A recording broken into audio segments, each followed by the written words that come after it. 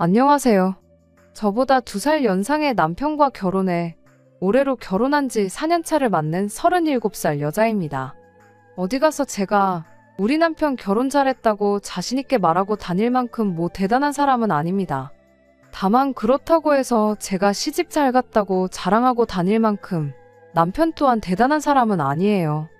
남편이 이름만 들어도 다 아는 대기업을 다니고 있고 남부러울 것 없는 고액의 연봉 받으며 일하고 있는 건 사실이지만 결혼 이야기 처음 나왔을 때만 해도 이 결혼에 그렇다 할 확신이 없었어요. 당시 남편은 35의 나이에도 불구하고 모아놓은 돈이 한 푼도 없었거든요. 그래도 저는 남편보다 적은 연봉에나마 모아놓은 돈이 7천 있었습니다. 당장 조건만 두고 보면 제가 돈 얼마 더 가지고 있긴 했지만 그렇다고 그게 큰 자랑거리가 되지는 않았습니다. 당시 남편이 받던 연봉 생각해보면 솔직히 제가 모아놓은 돈은 남편이 마음먹고 모으면 2년이면 충분히 모을 만큼의 돈밖에 되지 않았기 때문이지요. 돈 조금 잘 모은 게 제가 알뜰살뜰하다는 증거가 되긴 하겠지만 훨씬 더 좋은 조건이냐고 묻는다면 그렇지 않았다는 건 저도 잘 알고 있었어요. 거기에 남편 벌이가 저보다 훨씬 좋았다 보니 결혼하게 된다면 신혼집은 남편 출퇴근하기 좋은 곳으로 구하는 게 맞다고 생각했어요. 하지만 그렇게 되면 제가 대중교통으로 출퇴근하기에 저희 회사가 너무 먼 거리에 있다는 게 문제였습니다. 그래서 결혼을 하게 된다면 제가 직장을 그만두는 쪽으로 이야기가 되고 있었죠. 제가 다니는 회사가 엄청 대단한 회사도 아니었다 보니 마음만 먹는다면 남편 회사 근처에 있는 어떤 회사라도 들어가서 비슷한 연봉 정도는 받을 수 있지 않겠나 하는 게 저희들 생각이기도 했고요. 남편이 그 많은 연봉을 받으면서도 모아놓은 돈이 한 푼도 없었던 데에는 이유가 있었습니다. 저도 나중 가서야 알게 된 사실이긴 했는데 원래는 남편도 저랑 연애를 시작할 때쯤 모아놓은 돈이 상당했었다고 해요. 시댁도 어느 정도 잘 사는 집이었다고 하고요. 그런데 그때쯤 아버님이 빚보증을 잘못 써는 바람에 담보로 잡힌 시댁이 넘어가게 생겼던 거고 남편이 모아놓은 돈으로 그때 급한 불을 꺼야 했다는 겁니다. 그래도 집이 넘어가는 건 어찌저찌 막았는데 그 후로 얼마 지나지 않아서 매일같이 술로 울적한 마음을 달래던 아버님이 풍으로 쓰러지게 되었던 거예요. 어머님은 평생을 전업주부로 사셨고 아버님이 외벌이를 했었다 보니 당장 시댁에 돈 버는 사람이라고는 남편밖에 없었고 그 덕분에 남편이 자기 월급으로 시댁 생활비에 유학 중인 신혼학비까지 보태야 했습니다. 돈을 모으기는커녕 그 많은 월급을 받아도 마이너스 통장 굴려가면서 몇 년을 버텼어야 했던 거예요. 그리고 그 와중에 저랑 연애를 시작하게 되었던 거고요. 그 말을 듣고는 솔직히 모아놓은 돈 얼마가 문제가 아니라 결혼부터 안 해야 하는 거 아닌가 하는 생각이 들었습니다. 집안 기둥 뽑아서 결혼하면 기둥값을 내야 한다는 말이 있는 것처럼 앞길이 너무나도 뻔히 보였거든요. 그래서 남편한테 한마디 했었죠. 그런 상황에 어떻게 결혼하자는 말을 꺼낼 수가 있냐고요. 그랬더니 남편이 자기가 괜히 결혼하자는 말을 꺼냈겠냐며 저희가 결혼식을 올릴 시점인 다음 해부터는 상황이 많이 나아질 확신이 있어서 그러는 거라며 다시 한번 생각해달라고 부탁을 해왔어요. 유학 중이었던 신우의 공부가 거의 막바지에 이르렀었고 취직 자리도 결정되었다 보니 앞으로 신우한테 돈을 보탤 일은 없어진 상황이었답니다. 거기에 아버님 건강도 많이 좋아지셨고 그러면서 어머님도 한 달 생활비를 하실 만큼 벌 수 있는 일자리를 구하게 되었다는 거예요. 게다가 그동안 자기가 시댁의 기둥 역할을 한 만큼 신우가 앞으로 취직해서 시댁의 생활비를 보태기로 했답니다. 그뿐만이 아니라 빚보증 때문에 넘어갈 뻔한 그 집을 어머님 아버님이 신우한테 돌아가는 거 한 푼도 없게 해서 오롯이 그걸 남편에게 물려주겠다고 해왔다는 거예요. 그러니까 여지껏 자기가 시댁에 퍼줬던 걸 전부 아니 그 이상으로 돌려받게 되는 거나 마찬가지라며 당장 돈 얼마 없는 건 전혀 중요한 게 아니라면서 저보고 꼭 결혼에 대해서 긍정적으로 생각해달라고 부탁을 해왔습니다. 말씀드렸다시피 남편 연봉이 상당한 편이다 보니 당장 돈이 없는 거야 앞으로 현명하게 결혼 생활 잘 헤쳐나가면 되는 문제라고 생각했어요. 당장 집이야 신혼부부 전세대출 같은 거 받아서 적당한 집 구해서 살면 되는 거고 결혼 후 제가 당장 일자리만 새로 구하기만 한다면 그 돈으로 생활하고 남편 돈은 벌어오는 대로 고스란히 모을 수 있다는 계산이었어요. 남편 버리면 못해도 10년이면 충분히 좋은 집 사서 이사 갈 수 있겠다는 생각이었습니다. 다른 건 몰라도 제가 돈 관리 하나만큼은 자신이 있었기도 하고요. 시부모님 또한 그간 남편에게 신세를 진 데에 대해서 미안한 마음을 가지고 있었고, 신우 또한 그동안 오빠 도움으로 공부를 끝낼 수 있었던 만큼 이제 부모님 노후는 자기가 책임질 테니 걱정 말라는 말을 해왔기 때문에 그 말만 믿고 결국 저는 남편과 결혼 준비를 시작하게 되었습니다. 집안의 기둥을 뽑아오는 게 아니라 헌기둥을 가져오는 거고 새 기둥이 생기는 상황이 아니겠냐고 쉽게 생각했던 제가 정말 멍청했어요. 결국 일이 이렇게 돼서 이혼까지 하게 되었으니 말이죠. 신혼집은 계획했던 대로 제가 모아놓은 돈에 대출을 더해서 적당한 빌라를 하나 구해서 들어갈 생각이었습니다. 그런데 시어머니의 생각은 달랐어요. 당장 시댁이 30평이 넘는 아파트고 남편 회사에서 가깝기도 한데다가 어차피 저희한테 물려주기로 한 집이니 그냥 이 집에다 신혼집을 차리면 어떻겠냐는 제안을 해오셨죠. 제 돈으로 가정가구를 싹 다 바꾸면 대출 하나 없이 신혼집이 해결되는 거나 마찬가지 아니냐며 당장 몇십만 원 나가는 이자도 아끼면 목돈 아니겠냐며 시댁에 들어와 살라는 식으로 말을 꺼내더라고요. 남편도 옆에서 좋은 방법 아니지 않냐고 굳이 이자까지 내가면서 빌라에서 살아야 할 이유가 뭐가 있겠냐며 시어머니 편을 들어줬지요. 하지만 그게 제 귀에는 내 돈 써서 결혼하고 시집살이 하라는 말로밖에 들리지 않는다고 거절했어요. 남편이 시집살이는 무슨 시집살이냐고, 어머니도 오후에 일 나가셔서 저녁 늦게 돌아오시고 아버지도 방에만 가만히 계시는데, 그리고 신우도 귀국하면 자취방 구해서 나가 살 텐데 불편할 게 하나도 없지 않냐면서 시댁에 신혼살림을 차리자는 식으로 계속 저를 설득하려고 하더라고요. 시어머니도 집안일 같은 거 각자 서로 분담해서 하면 되는 거지, 저한테 시자집 같은 건 할 생각도 없고 그럴 생각이었으면 들어와 살라고도 안 했다는 식으로 말을 계속하셨지만 저는 아닌 건 아닌 것 같다고 딱 잡아떼고 당초 계획한 대로 전세로 빌라를 구해 그 집에 신혼살림을 차리게 되었습니다. 그걸 이유로 시어머니가 저를 못마땅하게 여길 수 있다는 생각은 들었지만 당장 그런 것보다 나중에 가서 내 결정이 틀리지 않았다는 걸 남편도 시부모님도 알아줄 거라 생각했어요. 하지만 애석하게도 저는 그저 결혼 시작하자마자부터 시어머니 말 안 듣는 못된 며느리였을 뿐 그 이상도 그 이하도 아니었습니다. 시어머니 마음속에는 그때부터 어떻게든 며느리 고집을 꺾어야겠다는 생각을 갖기 시작했던 것 같아요. 결혼하고 얼마 지나지 않아서의 일이었습니다. 당장 새로 일할 수 있는 회사를 백방으로 찾아다녔지만 당장 회사가 구해지지 않아서 원래 출근하던 회사를 계속 나가고 있었어요. 대중교통을 이용하면 지하철에서만 왕복으로 3시간이 넘게 걸리는 고된 출퇴근길이었습니다. 제가 다니던 회사를 그만두게 되더라도 인수인계 등 마무리를 잘 짓고 나오기 위해 계속해서 다니던 회사를 나가고 있었어요. 하루는 한참 집에 오고 있는 퇴근길이었는데 시어머니한테서 전화가 왔어요. 난데없이 집에 좀 와보라는 전화였습니다. 무슨 일로 부르시냐고 물었지만 시어머니는 오면 안다고 대충 대답하고 이내 전화를 끊어버렸지요. 집에 가는 길에 시댁에 들르는 거야 어려운 일은 아니지만 퇴근길 자체가 너무 고된 여정이었다 보니 솔직히 집에 바로 들어가고 싶은 생각뿐이지 시댁에 들러야 한다는 사실이 달갑지만은 않았습니다. 그래서 꼭 오늘 들러야 하는 상황이면 저 말고 남편을 대신 부르면 안 되겠느냐고 다시 전화를 걸어 물어봤지요. 그런데 시어머니가 전화기에다 대고 우리 아들 돈 버느라 고생인데 어떻게 잔심부름까지 시키겠냐며 그냥 저보고 오라는 소리를 하는 겁니다.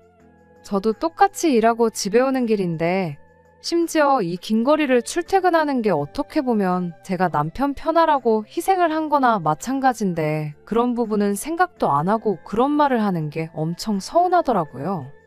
버는 돈에 차이가 있다고는 하지만 고생하는 건 똑같이 고생하는 거잖아요. 돈을 더 번다고 더 고생하는 것도 아니고 덜 번다고 몸이 편한 것도 아닌데 평소였으면 그냥 넘어갔었을 수도 있을 테지만 그때는 피곤한 것도 피곤한 거고 서운한 마음 때문에라도 시어머니한테 저도 일 마치고 집에 오는 퇴근길이라고 돈 벌고 오는 길이라 피곤해서 조금 그렇다고 대답했죠. 그런데 아니나 다를까 시어머니가 대번에 월급을 가지고 뭐라고 저한테 한마디 하시더군요. 내 아들이 버는 돈이 얼만데 어디서 지금 피곤하다는 말이 나오냐고요.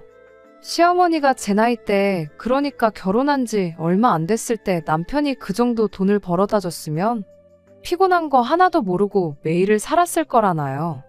아버님이 그 정도 벌어왔으면 아마 시어머니가 죽은 척을 하라고 해도 죽은 척을 했을 거랍니다.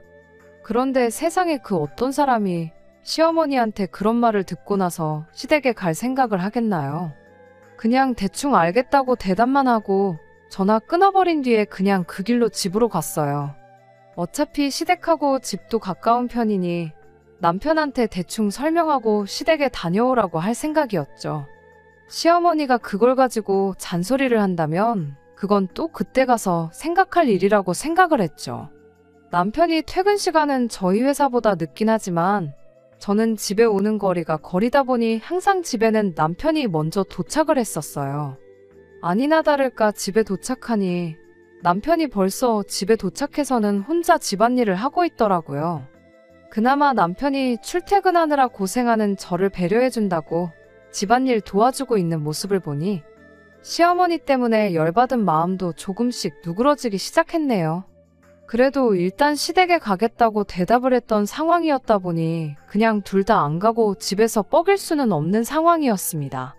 그래서 그냥 퇴근길에 들른 척 내가 다녀올까 아니면 생각했던 대로 남편만 보낼까 고민하고 있었는데 가만 생각해보니 둘이 같이 가면 되는 걸 고민할 것도 없는 문제더라고요. 그래서 남편한테 집에 오는 길에 어머님이 시댁에 좀 들르라는 연락을 했다고 같이 시댁에 좀 다녀오자고 말을 꺼냈어요. 남편은 알겠다고 대답했지만 막상 자기도 힘들게 일하고 와서 피곤한데 거길 뭐하러 가느냐는 듯한 표정을 하고 있었습니다.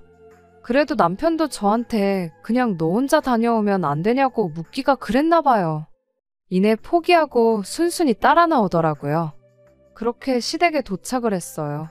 저를 뒤따라 들어오는 소중한 아들 얼굴을 보고 대번에 똥 씹은 표정을 짓는데 그래도 아들 앞에서는 며느리한테 막말까지 하진 않으시대요. 시간상 제가 집에 도착하자마자 둘이 같이 시댁에 온 걸 시어머니도 아셨는지 왔으니 밥은 먹고 가라며 저녁 식사를 준비해 주셨어요. 맛있는 반찬들은 죄다 남편 앞에 가 있었지만 그런 거야 뭐 이젠 더 이상 저한테 열받을 일 정도도 아니었지요. 식탁이 무슨 12인용 식탁도 아니고 팔만 대충 뻗어도 닿는 위치인데 일부러 제 앞에 놓은 마른 반찬들 무시하고 아들 먹으라고 가까이 놓아준 반찬들만 골라서 먹었네요. 그렇게 사소하게 화풀이를 하고 있었는데 식사 끝나고 나서 시어머니가 퇴근길에 저를 콕 집어서 집에 들르라고 했던 이유를 말해왔어요. 그 말을 들으니 그나마 풀리던 기분이 다시 안 좋아졌습니다. 아버님이 많이 나아지기는 하셨다지만 풍 때문에 찾아온 후유증 때문에 고생이 이만저만이 아니었답니다. 몸 반쪽이 많이 굳은 상태라서 시간마다 시어머니가 아버님 스트레칭 하는 걸 도와주셔야 한다는 거죠. 그런데 그것도 나이 먹고 하려고 하니까 아주 못할 짓이라며 아침이랑 주말에는 당신이 책임질 테니 저는 퇴근길에 항상 시댁에 들러서 아버님 스트레칭 하는 걸 도와주라고 그 소리를 하려고 불렀다는 거예요. 원래 보통 잠들기 전에 스트레칭을 해주고 있기는 한데 밤10시에 며느리를 오라가라 할 수는 없으니 퇴근길에라도 들러서 하고 가라는 소리였죠. 보통 제가 집에 도착하면 저녁 7시에서 8시 사이였거든요. 그러면 딱 시간이 적당하다고 하는 소리였던 거예요.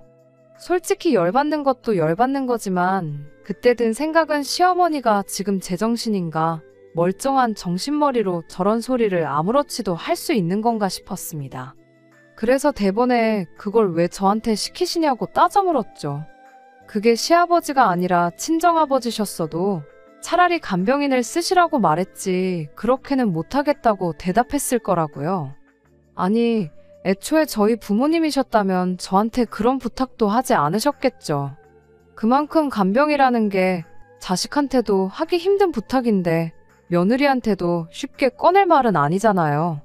그런데 시어머니는 거기다 대고 저한테 한다는 소리가 간병인 쓰는 것도 다 돈인데 그 돈을 네가 내줄 거냐며 오히려 저한테 한 소리를 하는 겁니다. 돈 내주면 간병인을 쓰겠다고 당당하게 한마디 하길래 그 돈도 당연히 내드릴 생각 없다고 딱 잘라 거절을 했죠. 그랬더니 그럼 제 월급으로 당신들 생활비를 보태라시네요. 당신이 버는 돈으로 간병인을 부르면 되겠다면서요. 그거나 다른 걸 몰라서 그런 말을 하는 건가 싶었어요. 한마디로 어이가 없었죠. 그렇게 옥신각신하고 있는데 시어머니가 저한테 또 말 한마디 툭 던지더군요. 네가 밖에서 벌어봐야 얼마나 번다고. 내 아들이 벌어다 주는 돈이 네 월급이다 생각하고 저보고 시아버지 병수발을 들라고요. 내가 뭐 너한테 대단한 거 시키냐고. 하루 종일 시댁 와서 종노릇하라는 것도 아니고 잠깐 30분도 안 걸리는 스트레칭 한번 도와달라는 건데 그게 뭐가 어려워서 이렇게 비싸게 구냐는 겁니다. 말 맞다나 제가 엄청나게 버는 건 아니지만 그래도 대한민국 평균 정도는 버는데 그걸 포기하면서까지 아버님 병수발을 들어야 할 이유를 모르겠다고 생활비도 드릴 생각 없고 간병인 비용도 대신 내드릴 생각 없으니 그렇게 아시라고 한마디 말하고 자리에서 일어났어요. 남편이 어영부영 난감해하다가 그래도 저를 따라 자리에서 일어나더군요.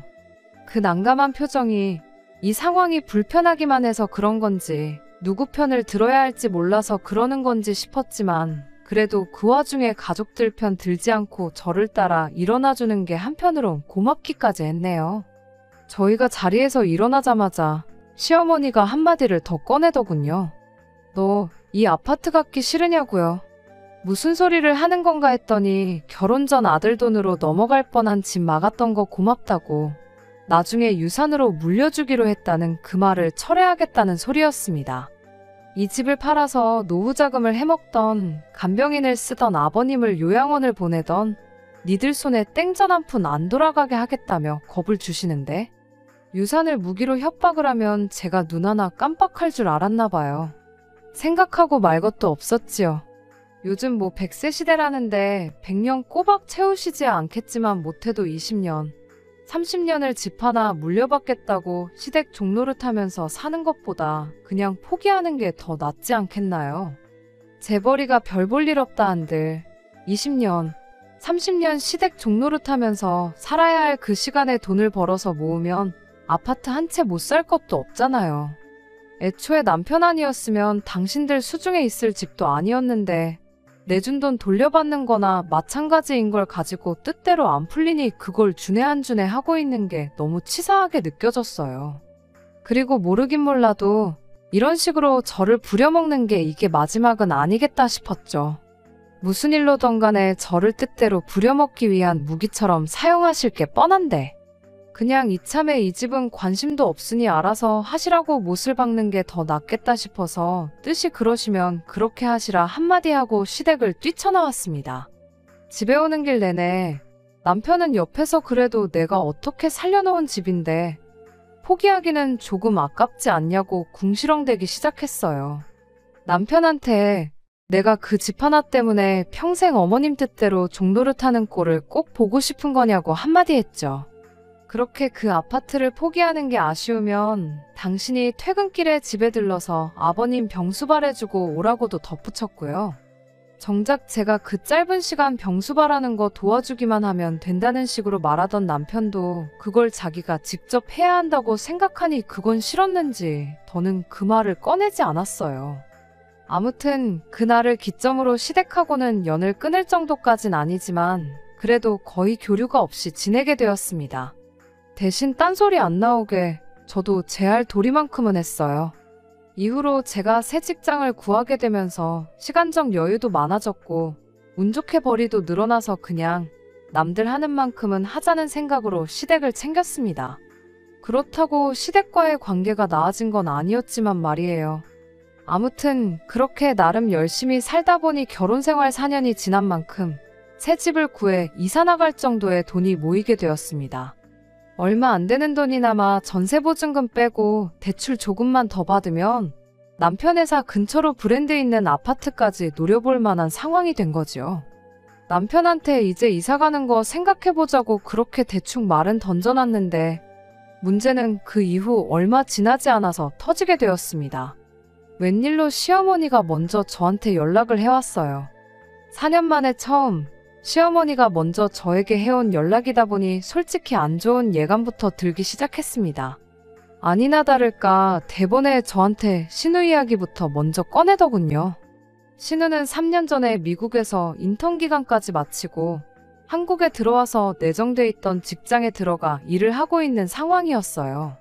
결혼 전에는 국제전화로 오빠한테 그동안 빚진 거 갚으면서 살겠다는 식으로 저한테 말을 했지만 그 말은 쏙 들어가고 오히려 저희랑은 연락도 없이 지내고 있었습니다.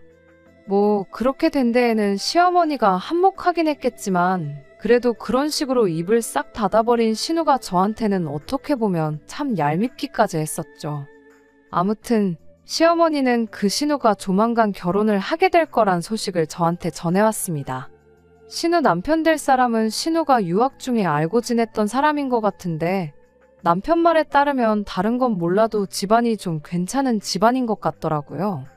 그런데 또 신우 결혼 소식을 알게 된 지 얼마 지나지 않아 시어머니가 갑자기 신우 결혼 문제로 좀 보자는 연락을 해왔어요.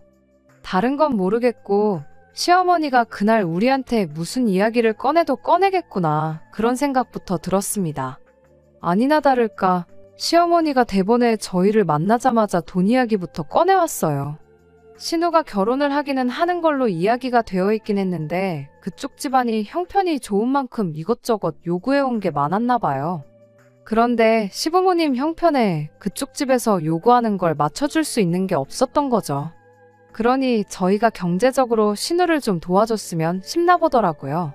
신우 결혼 이야기 들었을 때 아무리 얄밉더라도 남편 동생인 만큼 그냥 축의금으로 한 400 정도 해줄 생각은 가지고 있었는데 경제적으로 도와줬으면 싶다는 말을 들으니 고작 400만 원 가지고는 택도 없겠구나 싶은 생각이 들었습니다. 신우도 지난 3년간 그래도 시부모님 생활비 대주면서 모아놓은 게 어느 정도는 있을 거라 생각했고 신우가 해갈 혼수 비용에 모자란 만큼을 도와주면 되려나 싶었는데 대뜸 저희한테 신우 결혼 자금으로 현금 4억 2천을 준비해달라는 겁니다. 처음에는 제 귀를 의심했어요. 그 집에 돈도 많다는데 웬 결혼 비용으로 4억 2천이 말이나 되는 소리냐고요. 그랬더니 시어머니가 한다는 말이 그 정도는 해가야 나중에 당신들 노후를 책임져 주지 않겠냐는 소리를 하는 겁니다.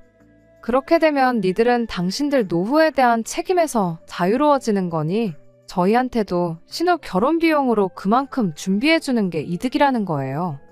아니 3억 2천이면 노후 비용이나 마찬가지인데 4억 2천 해주고 신우한테 노후를 보장받겠다는 게 지금 우리 돈으로 노후를 책임져 달라는 소리나 다름없는 거 아니냐고 그게 무슨 말도 안 되는 소리냐고 따졌죠. 그랬더니 니들은 우리 죽으면 지금 살고 있는 집 물려받을 거 아니냐고 또 4년 전에 안 주겠다고 선언한 그 집 이야기를 곧바로 꺼내더라고요. 우리들이 이제 살아봐야 얼마나 더 살겠냐는 말과 함께요. 애초에 시부모님 살고 계신 그 집 또한 사실상 남편 지분이 대부분인 게 분명한 상황에 이젠 또 그 집을 받고 싶으면 4억 2천을 해오라니 어이가 없었죠. 게다가 신우가 당장 귀국하자마자 저희한테 각별하게 잘했던 것도 아니고 저희가 어머님하고 관계가 조금 틀어졌다고 아는 척도 안 하고 얄밉게 굴었는데 뭐가 이쁘다고 4억 2천이나 해주겠나요. 그런 신우한테는 4,200을 해주는 것도 아깝고 상황이 이렇게 되니 당초에 해주려고 했던 400만 원도 아까웠습니다. 그래서 시어머니한테 아무리 생각해도 이건 아닌 것 같으니 못 들은 이야기로 하겠다 딱 잘라 말하고 집에 돌아왔어요. 그래도 이번엔 신우 결혼이 걸려있는 문제다 보니 저번처럼 집을 안 물려주겠다니 어쩌겠다니 소리는 안 하시고 그래도 하나뿐인 신우인데 다시 한번 잘 생각해봐달라는 말만 하고 저희를 곱게 보내주시더군요. 그런데 집에 와서 남편이 꺼낸 말 때문에 저는 결국 이혼을 결심하게 되었습니다. 남편은 시어머니 말을 무조건 거절할 게 아니고 다시 생각해볼 문제라면서 얼토당토하는 이유를 가져다 붙이기 시작했어요.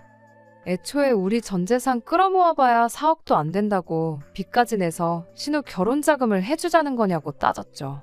그랬더니 남편이 왜 안 되냐고 우리 집 전세 보증금도 있지 않냐는 소리를 하더군요. 그럼 뭐 신우 결혼 자금 해주고 우리는 길바닥에서 노숙이라도 하자는 거냐 따졌더니 남편이 방법이 왜 없냐면서 우리는 이대로 시댁으로 들어가 살면 되는 거 아니겠냐는 겁니다. 그리고 오히려 그 편이 장기적으로 보면 더 이득이라는 소리를 하대요. 나중에 부모님 돌아가시고 나면 유산 문제로 신우가 유류분 청구 같은 걸 해올 수도 있지 않냐고요. 그런데 그 전에 우리가 결혼 자금도 해주고 시부모님까지 모시고 살면 신우가 우리한테 찍소리도 못할 거랍니다. 남편의 말도 안 되는 소리를 듣고 있자니 어이가 없었어요.